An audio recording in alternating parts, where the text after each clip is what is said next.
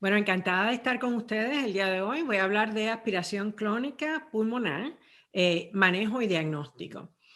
Básicamente vamos a hablar un poco sobre presentación clínica, evaluación diagnóstica, manejo médico y quirúrgico y también hablar un poco de otras comorbilidades que se ven asociadas a aspiración como dismotilidad gastroesofagial, obstrucción de vías aéreas, reflujo y desórdenes neuromusculares. No tengo ningún conflicto de interés. ¿Qué es aspiración? Aspiración es un evento donde algo que no es gas entra al tracto respiratorio. Aspiración crónica va a ser aspiración repetitiva en las vías aéreas inferiores con suficiente cantidad y frecuencia como para causar enfermedad respiratoria crónica y daño al pulmón.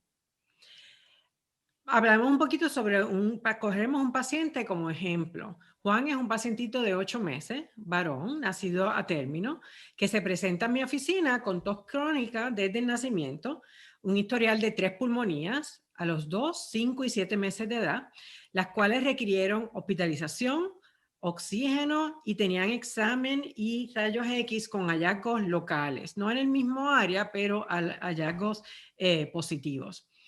Él tiene un historial de la tos que se presenta con ingesta o tragado, especialmente líquidos y saliva, y es menos significativo cuando toma la fórmula espesada con cereal. También tiene tos en la noche que está asociada a ronquidos o a una respiración obstructiva. Él ha asistido al centro de cuidados de los 5 meses y por otra parte tiene un desarrollo completamente normal. Sin embargo, ha sido tratado con broncodilatadores sin ninguna evidencia en mejoría en esta presentación de tos crónica. Por lo tanto, con este historial sospechamos un diagnóstico de aspiración crónica como la causa de la tos crónica y de las infecciones respiratorias. El historial y los síntomas típicos que te trae un paciente con aspiración crónica son no específicos, porque tos y congestión de pecho se presenta en un diferencial bastante amplio.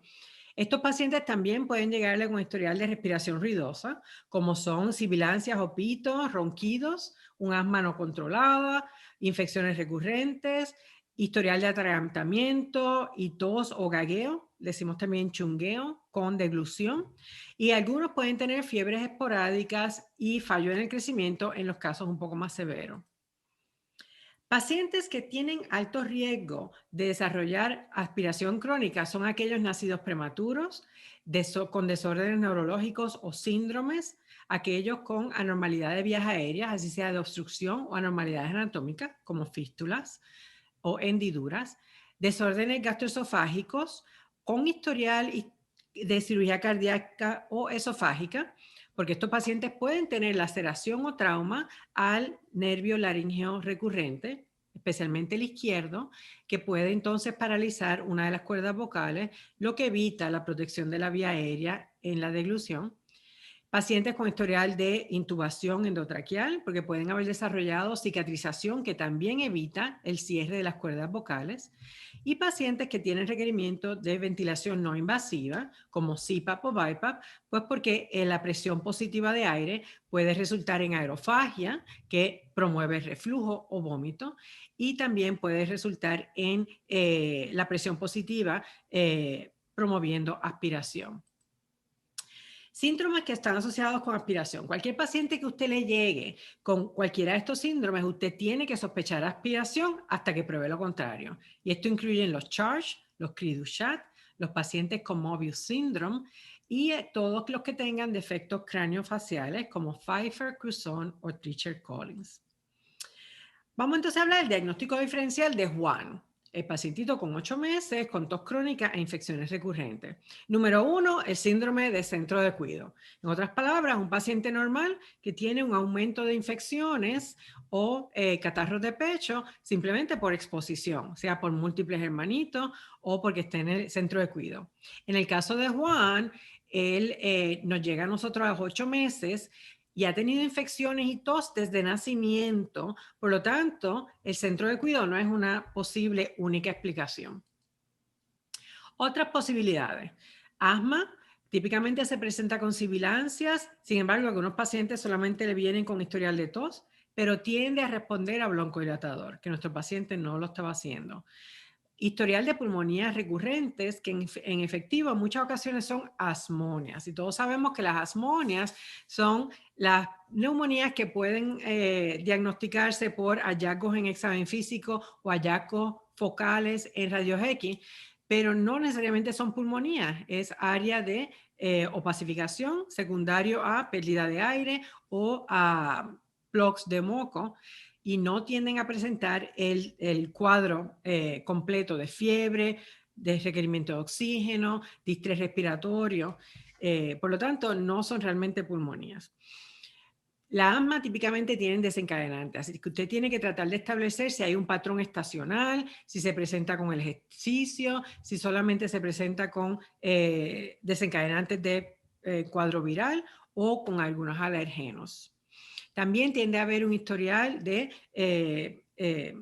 problemas de la piel, alérgicos o historial familiar de asma. Otra alternativa es una inmunodeficiencia. Pacientes con infecciones recurrentes, severas o persistentes, aquellos que tienen historial de patógenos atípicos, que han tenido complicaciones con vacunas vivas, obviamente pues este bebé es muy pequeñito para haber tenido esa experiencia, y típicamente inmunodeficiencia tiene un componente multisistémico, tiene efectos gastrointestinales con diarrea crónica y también tiene fallo de crecimiento, y muchos de ellos tienen presentación en piel, con infecciones de piel o lesiones crónicas, además de historial familiar. Ninguno de estos es consistente con el historial de Juan. Otro diagnóstico diferencial, tos crónica, infecciones recurrentes, puede ser secundario a problemas de aclaramiento de secreciones. Y las dos diagnósticos principales que no podemos fallar es disquinesia ciliar primaria y fibrosis quística. Ambos diagnósticos son raros, pero deben ser sospechados.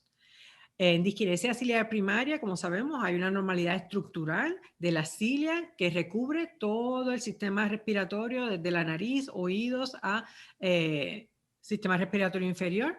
Se presenta con tos crónica productiva, que a veces se exacerba con el ejercicio y se presenta también temprano en la mañana. Y tiene también, además de las neumonías, tiene rinitis y sinusitis crónica, otitis recurrentes y pulmonías recurrentes. 50% de estos pacientes van a tener situs inversus. Así que si su placa de pecho muestra situs inversus con tos crónicas e infecciones recurrentes, es disquinesia ciliar primaria hasta que se pruebe lo contrario, y debe enviar no solamente evaluación de biopsia ciliar, que puede ser nasal o traqueal, y evaluación genética. Fibrosis quística es menos común en la población latina, sin embargo, no imposible. Se presenta con tos productiva crónica y persistente. Esto incluye neumonías, sinusitis recurrentes, y en pacientes con algunos de los defectos cromosómicos más severos, como el delta P502, va a tener malabsorción intestinal, fallo de crecimiento, y estos pacientes desarrollan infecciones con bacterias atípicas, pseudomonas, y más adelante con pseudomonas mucoides. ¿Cuáles son los estudios diagnósticos? Pues tenemos radiografías, evaluación de tragado, evaluación del sistema gastrointestinal y de las vías aéreas. Radiografía, pues usualmente la primera que hacemos es una radiografía simple de pecho. Sin embargo, la radiografía simple de pecho tiene hallazgos poco específicos.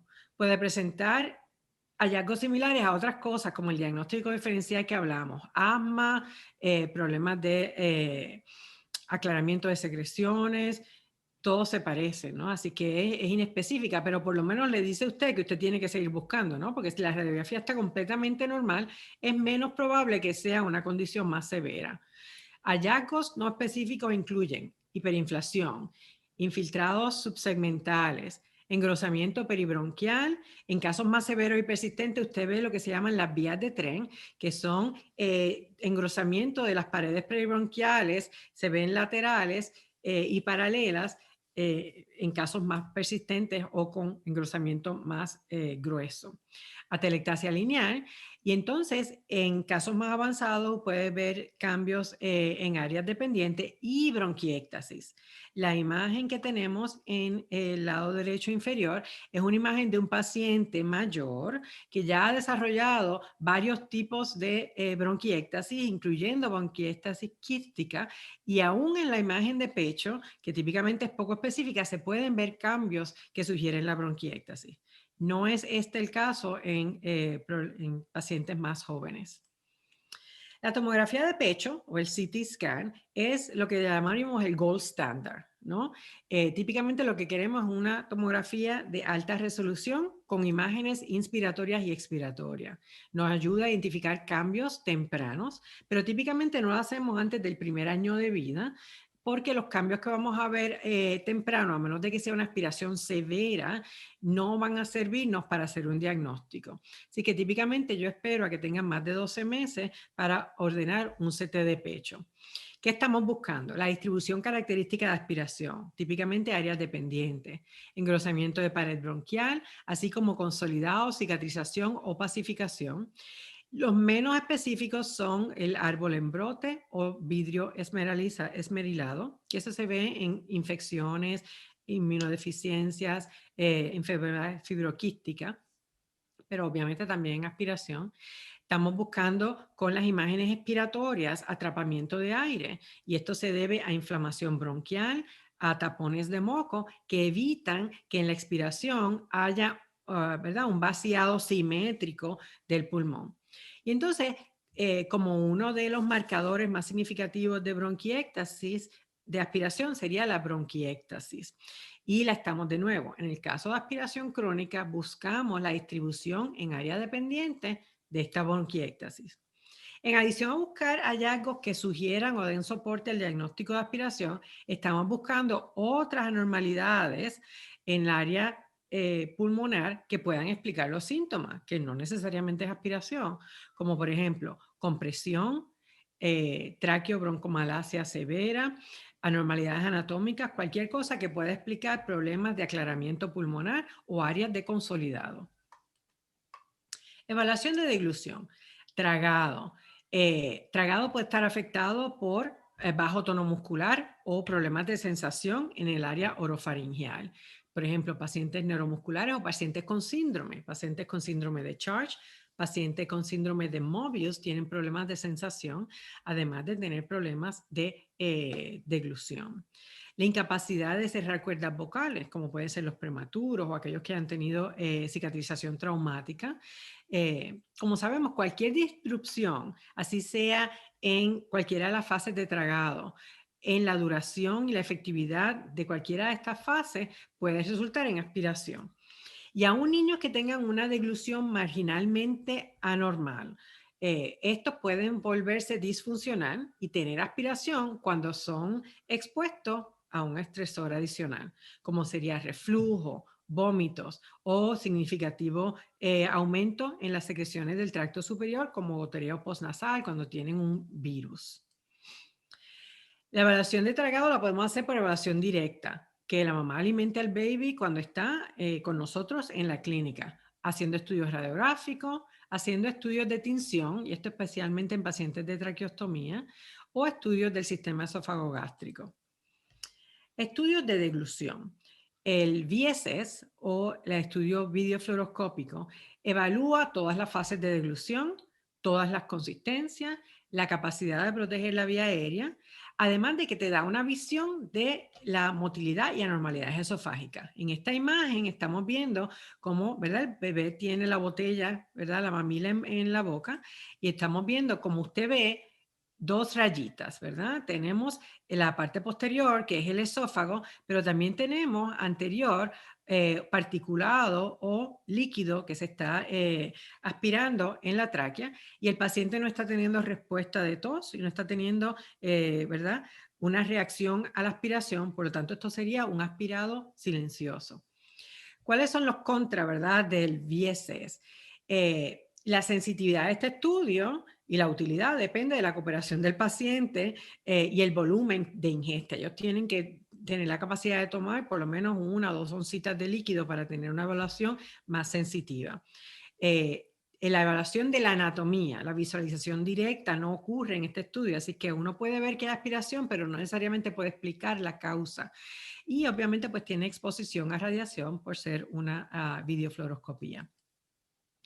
En la contraparte es el estudio de endoscopía funcional de deglución. Este lo hacemos en combinación con la terapista del habla y el otorrinolaringólogo, donde se pone un endoscopio a través de la vía nasal para mirar directamente el proceso de tragado con el videofluoroscopio.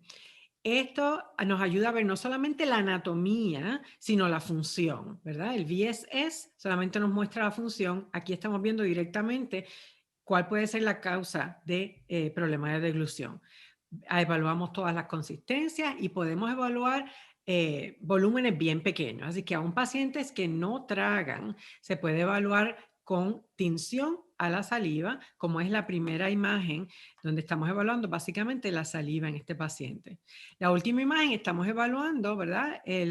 La ingesta de sólidos y ustedes pueden ver probablemente el particulado a través del área orofagial que está sentado ahí, él no lo está pudiendo aclarar con cada tragado. Podemos evaluar respuesta sensorineural laringeal, se puede evaluar las cuerdas vocales, es un estudio que es portable, no utiliza radiación y como el papá o la mamá usualmente están aguantando al muchacho cuando hacemos el estudio, hay una retroalimentación directa para los padres para que ellos tengan una idea de por qué tenemos que hacer cambios en la alimentación. ¿Cuáles son los contras? Pues es invasivo, el nene no le gusta, usted tiene que preparar a los papás para que sepan que el bebé va a estar molesto con el procedimiento, no evalúa la fase esofágica y realmente el estudio es ciego al momento particular del tragado. Ustedes ven que las imágenes se ponen completamente blancas, ese es el momento en donde hay la contracción laringeal de tragado, así que vemos inmediatamente antes, inmediatamente después del tragado para ver si pudo limpiar, ¿verdad?, el bolo de líquido, de saliva o de comida. O sea que es como un estudio por inferencia. Estudios del sistema gastrointestinal también lo tenemos que hacer para evaluar si hay dismotilidad esofágica, dismotilidad o disfunción de esfínteres, reflujo, y podemos evaluar la correlación de estos síntomas respiratorios con el reflujo utilizando una sonda de impedancia, así como evaluar por fístulas, esofagitis, estenosis o microgastia. Cualquier cosa que disminuya el paso del bolo de comida o de líquido del área orofagial a el intestino puede aumentar el riesgo de aspiración. En la primera imagen vemos donde se observa directamente, en el estudio, cómo ocurre reflujo en el área orofagingia mientras se está haciendo un estudio de endoscopía. En la última imagen vemos, ¿verdad?, la posición de una sonda de impedancia y la segunda imagen vemos cambios crónicos en un paciente con esofagitis eosinofílica que está asociada con dismotilidad esofagial. Ok, rapidito, vamos a hablar de evaluación de la vía aérea. Típicamente tenemos la evaluación por los otorrinolaringólogos, que es la microlaringoscopía y broncoscopía. Nos sirve principalmente para evaluar causas anatómicas de aspiración, como en este caso vemos una hendidura laringoesofagial, en donde la parte posterior de la glotis se sienta por debajo de las cuerdas vocales y permite aspiración. También evaluamos cicatrización de la glotis como pacientes post-extubación o problemas de anclaje, ¿verdad? O cicatrización de las cuerdas vocales o la articulación cricoaritenoide, como también ocurre por cicatrización postraumática. La broncoscopía flexible, que es la que nosotros los pulmonólogos hacemos, nos sirve para evaluar marcadores clínicos, visuales, de aspiración, así como marcadores microscópicos. Además de que nos ayuda a identificar otras condiciones que puedan explicar los síntomas o que puedan hacer los síntomas peores o prolongados. Esto incluye anormalidades congénitas o adquiridas como obstrucción, hipoplasia, compresión o malasia. Esta imagen que estaban viendo es un paciente con aspiración crónica y vemos, ¿verdad?, las secreciones mucopurulentas que en este caso están afectando principalmente, aquí vamos al lóbulo izquierdo principal y el lóbulo izquierdo superior e inferior. En esta otra imagen vemos como un paciente que tiene una traqueomalacia severa, una movilidad exagerada de la parte posterior de la tráquea que evita aclaramiento de secreciones apropiadas.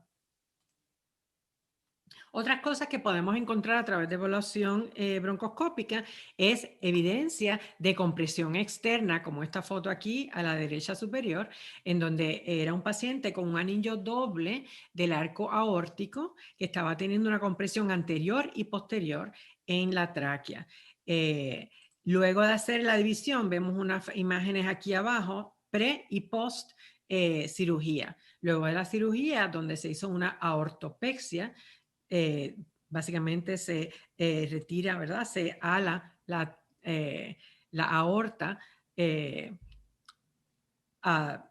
fuera de la vía aérea.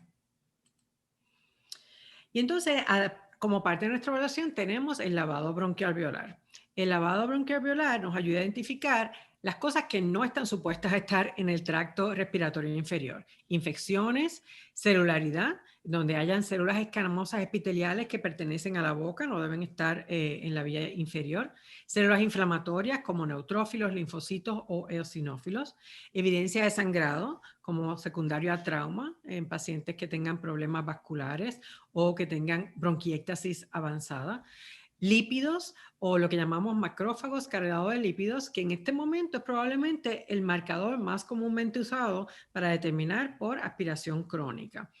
Y otros marcadores que usamos menos comúnmente, como la pepsina, han sido sugeridos y se han usado en el pasado, sin embargo, por problemas en la toma de muestra, no son marcadores que podemos utilizar con alta sensitividad.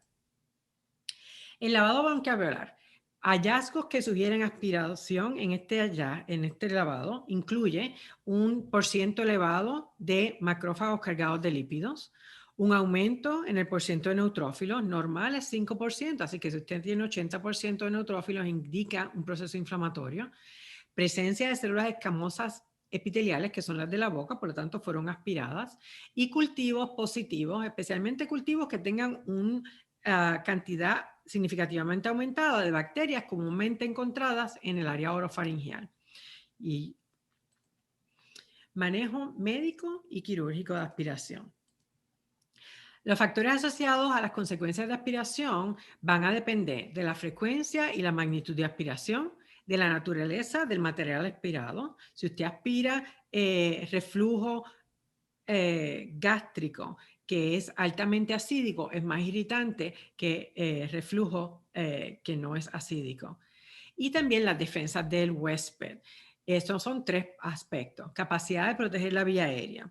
Y eso incluye la sensación, el estado de conciencia, la alteración, ¿verdad?, de la vía aérea con un tubo endotraqueal que evita que las cuerdas vocales cierren, así como la presencia de anormalidades anatómicas, una fístula traqueosofagial, por ejemplo.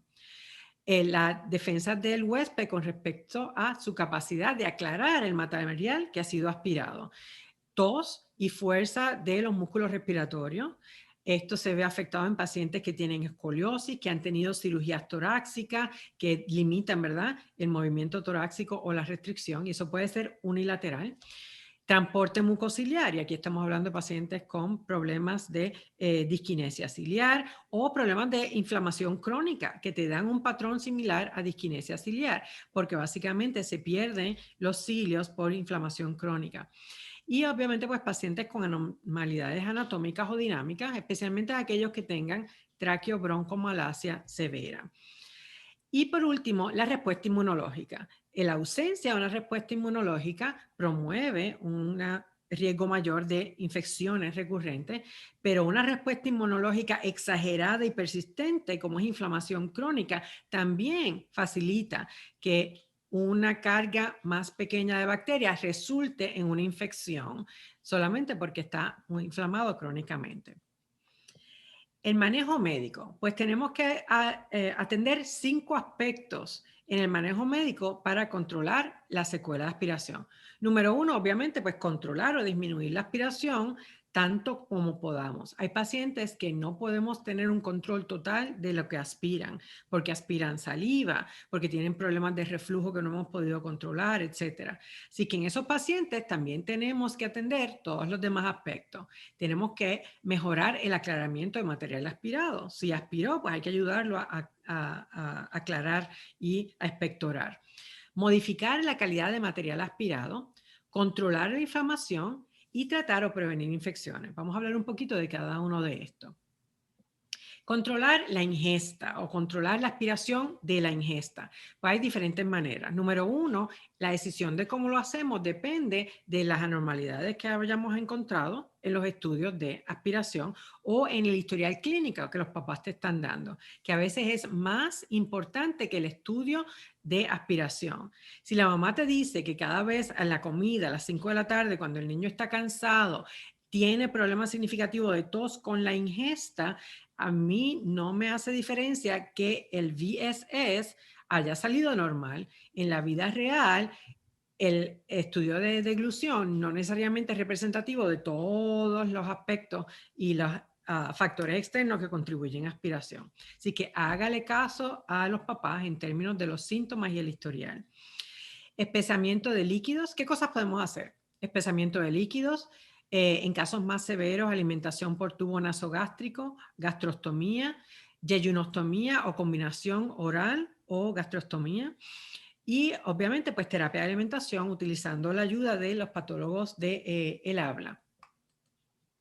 Otras cosas que son importantes es, especialmente pacientes que aspiran secreciones orales, hay que controlar el gotereo postnasal, controlar la rinitis y la sinusitis agresivamente. Algunos de estos pacientes aspiran solamente cuando tienen un catarro y eso significa que usted tiene que agresivamente secarle la nariz como pueda para evitar que ese gotereo resulte entonces en una bronquitis. Controlar el exceso de salivación. Esto probablemente aplica principalmente a pacientes con desórdenes neuromusculares que tienen una cialorrea persistente pasado el año de vida. Puede usar anticolinérgicos, puede usar inyecciones de botulina a las glándulas salivares. En casos un poquito más avanzados puede usar cirugía en donde se hace una excisión de las glándulas salivares. En pacientes con traqueostomía, en algunos de ellos, utilización de ventilación positiva a través de la traqueostomía ayuda porque, ¿verdad? Sopla a través de las cuerdas vocales y evita, ¿verdad? La aspiración. Y en circunstancias más severas podemos hablar de una separación laringotraqueal y eso es en pacientes con traqueostomía. Manejar la obstrucción o la apnea de sueño. Este pacientito que estábamos hablando, Juan, en evaluación demostró tener apnea del sueño. Así que la tos que estaba teniendo a mitad de noche resultaba porque cuando está teniendo obstrucción, típicamente la presión negativa que se ejerce para, ¿verdad?, contrarrestar la obstrucción tiende a alar algunos de la saliva que está en la boca hacia dentro de la vía aérea, como vemos en esta imagen, o puede en efecto producir reflujo gastroesofágico que también puede ser aspirado. Así que cualquier pacientito que tenga problemas de deglución o esté poniendo problemas significativos de ataques de tos en medio de la noche, usted debe considerar evaluación por obstrucción de apnea. Control del reflujo. Otra cosa que queremos hacer en términos de aspiración, usted puede aspirar lo que traga, puede aspirar saliva, pero puede en algunos pacientes aspirar principalmente reflujo y esos son los que tienen más síntomas durante la noche o cuando tienen vómito o regurgitación que visualmente es obvia. Así que precauciones de reflujo que todos las conocemos, usted controla el volumen, controla la velocidad de infusión, aquellos que tienen gastrostomía, puede espesar la fórmula porque tiende a tener menos reflujo, puede elevar la cabecera de la cama y una cosa que puede considerar es controlar la aerofagia en pacientes con gastrostomía, hacer ventilación de la gastrostomía, especialmente durante la noche. Otra cosa que se considera en términos del reflujo es dar supresión del ácido gástrico con antiácidos porque sabemos que reflujo ácido o alto en ácido puede tener mayor irritación al sistema respiratorio. En otras pacientes con problemas de dismotilidad, pues la recomendación es mejorar la motilidad y el vaciado gástrico. Esto se puede hacer con cambios en la dieta, control del estreñimiento, pero algunos agentes prokinéticos, algunos de los cuales han venido al mercado tan cercano como este pasado diciembre, el, el ciprofloxacina, y por muchos años han usado la acitromicina y la eritromicina. En pacientes con reflujo severo que no podemos controlar, entonces tenemos que considerar alimentación por yejunostomía. Cirugías para control de reflujo, tenemos la fundoaplicación. Uno de los problemas de fundoaplicación en pacientes con problemas neuromusculares es que puede venir entonces asociado con problemas de gagueo constante. Y entonces eso pues básicamente los hace miserables. En casos mucho más severos, entonces hablamos de la derivación esofagogástrica o lo que le conocemos como el Roux-en-Y gastric bypass. Entonces, como ven aquí, básicamente el intestino se conecta directamente al esófago y entonces se hace un bypass del estómago. En términos de mejoramiento de aclaramiento, pues número uno es identificar qué puede estar limitando el aclaramiento. De tener malasia, problemas de obstrucción o estenosis o algún problema de restricción en la expansión torácica. ¿De qué manera podemos mejorar el aclaramiento? Pues se pueden utilizar, ¿verdad? Se aclara mejor secreciones que son más finas, por lo tanto, si utilizamos mucolíticos. En pacientes que han desarrollado bronquiectasis o problemas de acumulación de secreciones en bronquios que tienen una disrupción arquitectónica, se puede utilizar percusión, que puede ser extrapulmonar, como el VEST, aquí en la imagen inferior, o intrapulmonar, en donde hay una vibración expiratoria, como es la capela, como es el PEP, como es el IPV. En pacientes que pueden cooperar, le enseñamos a hacer lo que se llama el Huff Cough, que es una tos sin el cierre de la glotis, como y eso ayuda al movimiento de secreciones del áreas periferales del pulmón hacia el centro para luego toserla. En pacientes que tienen problemas ya de bronquiectasis o tienen traqueobronquiomalacia severa, el Huff Cough permite movilización del aire sin que la vía aérea se colapse completamente en el momento de la tos. Y en pacientes con problemas de neuromusculares tenemos entonces lo que llamamos el Cough Assist o la asistencia de tos, que se utiliza con una máscara, ¿verdad? Facial, en donde básicamente se hace una tos artificial. Tercero, modificar la calidad del material expirado. Si usted no puede evitar que expire, pues entonces vamos a tratar de que lo que expira tenga menos bacterias y sea menos irritante. Así que hay que mantener la higiene dental y es muy importante el control del decaimiento dental.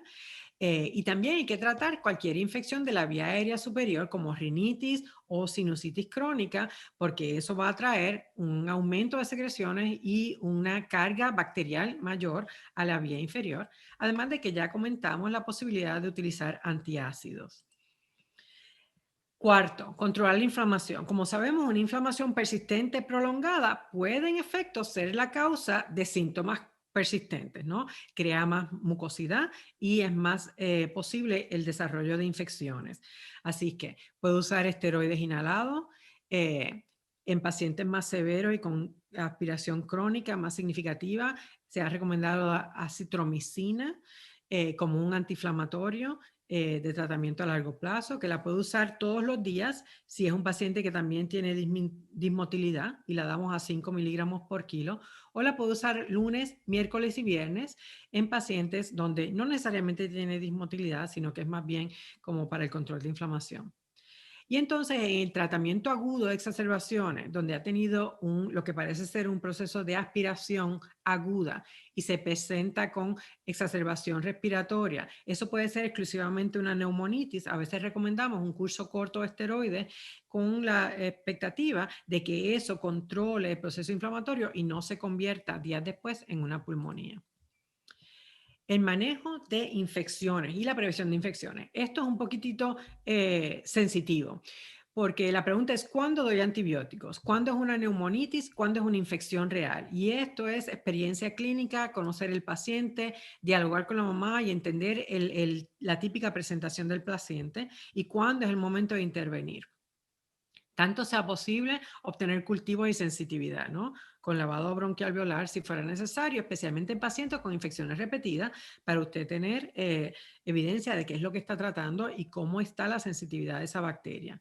En pacientes con bronquiectasis y limitación severa de aclaramiento de secreciones, son pacientes que usted tiene que tratar con cursos más largos de antibióticos. Yo típicamente trato a estos pacientes con 14 días en vez de 10 días de antibiótico. Tratamientos para antibióticos preventivos. Esto se puede usar, ¿verdad? Como algunos pacientes usan acitromicina, pero en realidad no es mi droga de elección como para prevenir infecciones, más bien la uso como para antiinflamatorio.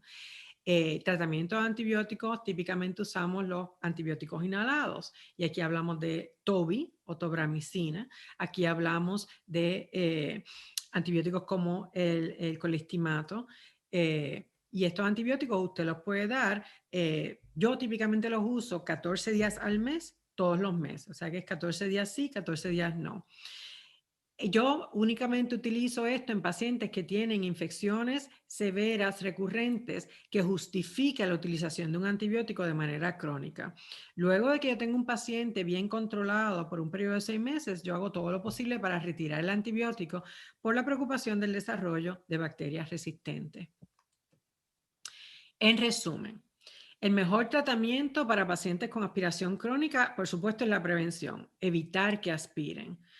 Sin embargo, esto no siempre es 100% efectivo y entonces tenemos que dirigir el manejo a controlar la secuela.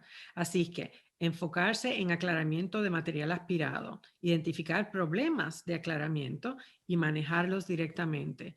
Modificar la calidad del material aspirado, disminuir la carga bacterial del material aspirado y la acidez.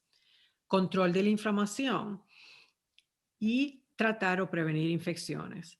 Mi recomendación es un enfoque multidisciplinario donde usted trabaje directamente, no solamente con los otorrinolaringólogos, gastroenterólogos, patólogos del habla, nutricionista, sino también, ¿verdad?, con los colegas en la división de pulmonar para el manejo especialmente de pacientes más severos.